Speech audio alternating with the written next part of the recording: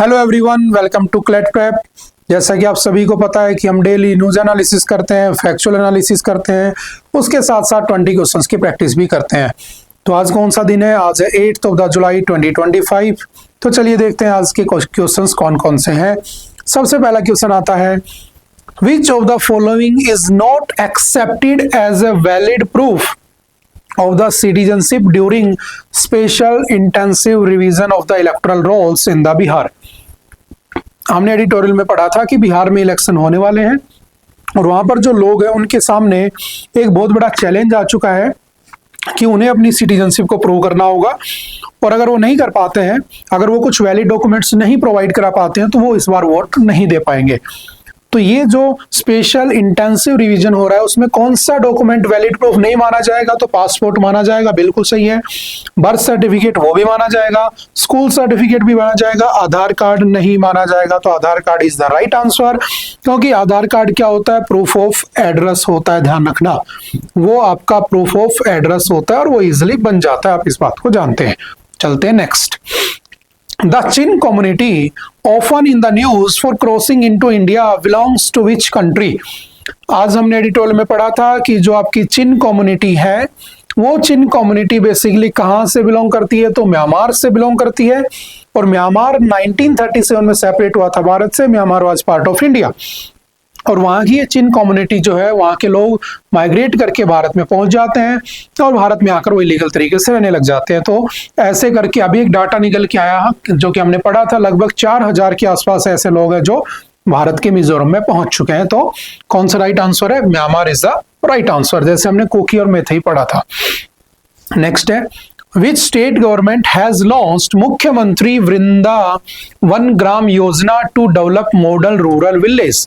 कौन से स्टेट ने वृंदावन ग्राम योजना लॉन्च की है जिससे मॉडल रूरल विलेज को डेवलप किया जा सकेगा? तो कौन सा है? Madhya Pradesh. Option number C is the right answer, one liner में याद रखना। Who will chair the BRICS summit in 2026? तो इस बार कौन उसको होस्ट कर रहा है? तो आपने पढ़ा होगा ब्राजील, मोदी जी वहां गए हुए हैं। ठीक है, आपसे पूछेगा नेक्स्ट ईयर कौन करेगा? 2026 तो खुद इंडिया इसे होस्ट करने वाला है, सिंपल सा याद रखना। Option number C, India is the right answer. Next चलते हैं। Seine river that was recently seen in the news is located in which country? जो आपकी सीन रिवर है जो अभी न्यूज में थी, कौन से देश में? तो याद रखना, इस सीन रिवर को 100 सालों से बंद किया हुआ था, और उसके बाद दोबारा से इसके अंदर स्विमर्स वो आ चुके हैं, दोबारा से इसको ओपन कर दिया गया है। ठीक है, स्विमिंग के लिए। तो ये न्यूज में आ चुकी है। तो कहाँ की है? तो सिंपल याद रखना, फ्रांस की सेकंड लॉन्गेस्ट रिवर है ये, इस वजह से ये न्यूज में आ गई। ठीक है, चलते हैं next. National commission for the minorities, ठीक है, याद रखना, हर किसी के लिए कमीशन बना हुआ है।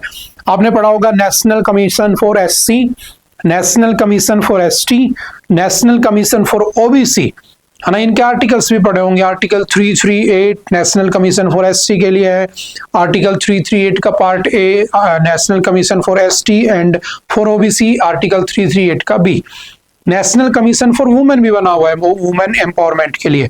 ऐसे ही नेशनल कमीशन फॉर माइनॉरिटीज भी बना हुआ है। तो पूछा है किस मिनिस्ट्री के अंडर में काम करता है? क्यों पूछा?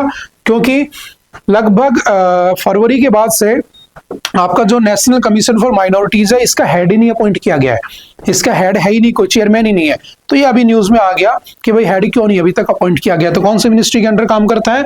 Ministry of minority affairs. Option number is the right answer. बताना इसके मिनिस्टर कौन है, कई बार आप नाम सुनते रहते हो।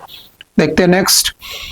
The Tiao River, which forms part of the boundary between India and Myanmar, flows along with which Indian state? ये हमने एडिटोरियल में भी पढ़ा था।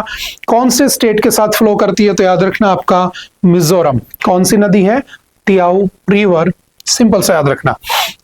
When was the free movement regime FMR along with the India-Myanmar border officially introduced? पहली बार India Myanmar border के साथ free movement regime को ऑपरेट किया गया था 2018 में। इसमें विद इन 16 किलोमीटर एक दूसरे देश में जाया जा सकता था। ठीक है, उसके बाद में सस्पेंड कर दिया गया था क्योंकि इलीगल भारत में एंट्री होने लग जाती है। रोहिंग्या मुस्लिम्स जैसे चिन कम्युनिटीज, ये लोग भारत में आ रहे थे। नेक्स्ट है, What does the maternal mortality rate measure? हमने पढ़ा था मैटरनल मोर्टेलिटी रेट होता है कि 1 लाख महिलाओं ने अगर बच्चों को जन्म दिया, 1 लाख डिलीवरी हुई, उसमें से कितनी महिलाएं ऐसी थी, कितनी माताएं ऐसी थी, मदर्स ऐसी थी जिनकी डेथ हो गई, उसे कहा जाता है मैटरनल मोर्टेलिटी रेट। तो ऑप्शन नंबर कौन सा राइट हो जाएगा? Option number C is the right answer. Number of the maternal deaths per 1 lakh live birth. Option number C is the right answer.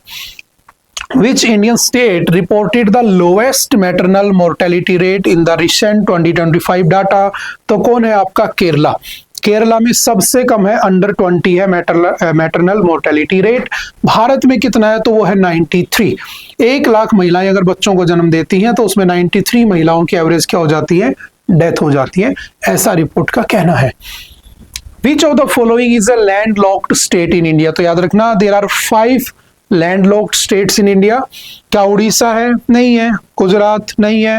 Madhya Pradesh right answer. Kerala भी नहीं है। तो option number C is the right answer. यानी कि जो ना किसी ocean या किसी सी से बाउंड्री लगाते हैं, ना किसी दूसरे अदर कंट्री के साथ अपने बॉर्डर को शेयर करते हैं, हम उसे लैंडलॉक्ड स्टेट कहते हैं। ठीक है, चलते हैं next. Under which article of the Indian constitution is the promotion of the cottage industries and MSMEs mentioned as a directive principle of the state policy? कौन से आर्टिकल में जो आपका स्टेट है वो इंडस्ट्रीज को प्रमोट करेगा? MSMEs वाला हमने आर्टिकल पढ़ा था। कौन सा आर्टिकल है? तो याद रखना आर्टिकल 43। उसमें लिखा है state will make provision to provide living wages to every citizen. और लिविंग वेज में क्या आता है? इंडस्ट्रीज का होना, ताकि उसे खाने लायक पैसा मिले, उसके पास एम्प्लॉयमेंट क्रिएट हो। उसी के अंदर आता है आर्टिकल 43 का बी, जिसमें कोऑपरेटिव सोसाइटीज को प्रमोट करने की बात की जाती है, जैसे अमूल, वो भी एक कोऑपरेटिव सोसाइटी का पार्ट है। चलते next. In which year was the प्रधानमंत्री मुद्रा योजना लॉन्च? तो प्रधानमंत्री मुद्रा योजना लॉन्च की जाती है 2015 में। ठीक है, और इसके अंदर क्या होता है? लोगों को लोन दिया जाता है। इसमें 3 पॉलिसी बनी होती है, शिशु, किशोर और तरुण के नाम से, जिसमें अलग अलग रेंज में लोन दे दिया जाता है। ठीक है, चलते हैं next. Under the PM Mudra Yojana, which of the following is not one of the 3 categories of the loans provided? कौन सी एक कैटेगरी है जो उसमें नहीं आती है? देखो, शिशु आता है। शिशु में आपको अप टू 50,000 50,000 रुपए लोन पे मिल जाते हैं। ठीक है, उसके बाद किशोर में आपको 50,000 से 5 लाख रुपए तक लोन पे मिल जाते हैं। और जो तरुण है, उस तरुण के अंडर में आपको 5 लाख से और 10 लाख रुपए तक लोन मिल जाता है। और अभी इस साल सरकार ने एक नया इसमें प्रोविजन कर दिया, तरुण प्लस, T+, जिसमें आप लगभग 10 लाख से 20 लाख रुपए तक क्या ले सकते हो? लोन ले सकते हो। उसमें युवा कहीं नहीं है, तो option number C is the right answer. चलते हैं next. In the context of the election commission of India, What does the term SIR stand for? तो SIR मतलब क्या होता है? SIR।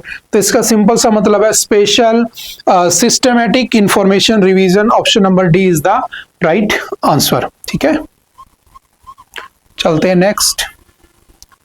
What is the main objective of the systematic information revision by the Election Commission of India? तो क्या मतलब होता है इसका?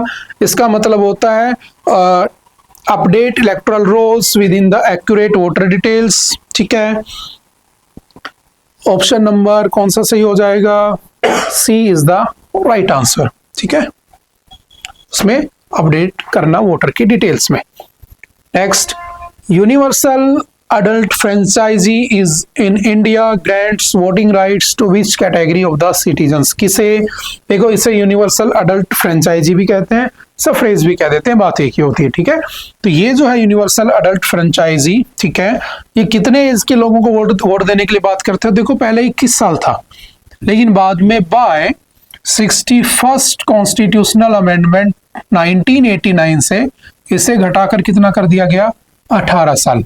तो ऑप्शन नंबर कौन सा सही हो जाएगा? B, all citizens above 18 years regardless of their caste, gender, education, कोई भी क्या कर सकता है? वोट दे सकता है। ठीक है, option number C, B is the right answer. National voters day कब बनाया जाता है? तो सिंपल से याद रखना, नेशनल वोटर्स डे बनाया जाता है आपका 25 ऑफ द जनवरी। ठीक है, क्योंकि 25 ऑफ द जनवरी 1950 को कौन बना होता है? तो आपका 25 ऑफ द जनवरी 1950 को इलेक्शन कमीशन ऑफ इंडिया बना होता है, ठीक है। तो option number C is the right answer. What is the primary purpose of the ham radio? जो आपका HM रेडियो, उसका क्या पर्पज होता है, जो कि एमेच्योर रेडियो के नाम से जाना जाता है?